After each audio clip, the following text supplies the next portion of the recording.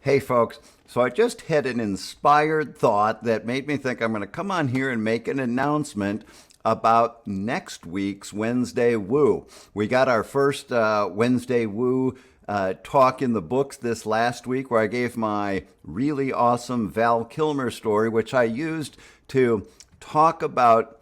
I sort of gave my history of my dedication throughout my career about helping people grow, examine that relationship between spirituality and addiction and what we're trying to achieve through our addiction, and more importantly, one of the most important things that can help us get into recovery being that spiritual experience. And I used my Val Kilmer story to sort of illustrate the concept of following my own vision throughout my career of helping people experience spirituality and some of the challenges that I've had doing that, and the idea of sticking with it even when it looks pretty tough. And so if you hadn't had a chance to listen to that talk, you can watch it, the replay. It's down there. Scroll down the page and you'll find the replay for last week's talk.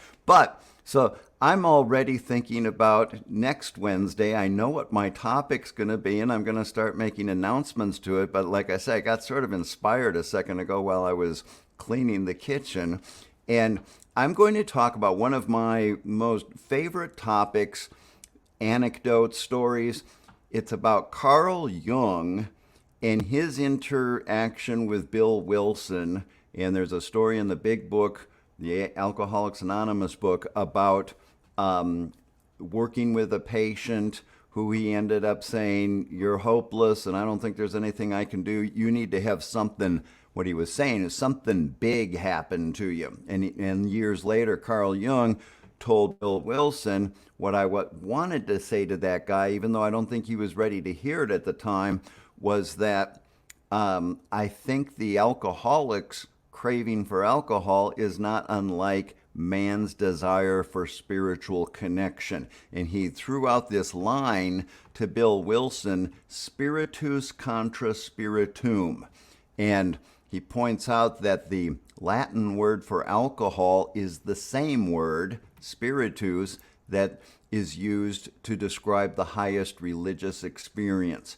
And we're going to talk all about that. And for this talk, I'm pretty sure I'm going to use a song that I wrote years ago.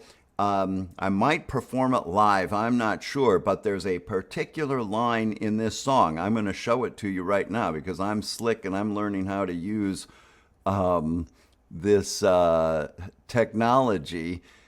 But this is just two lines from this song called All That I Can Do.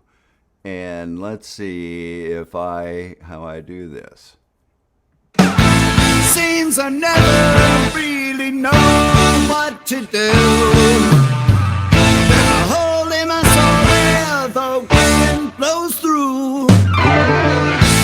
Fill me up, make me feel brand new, like only you can do.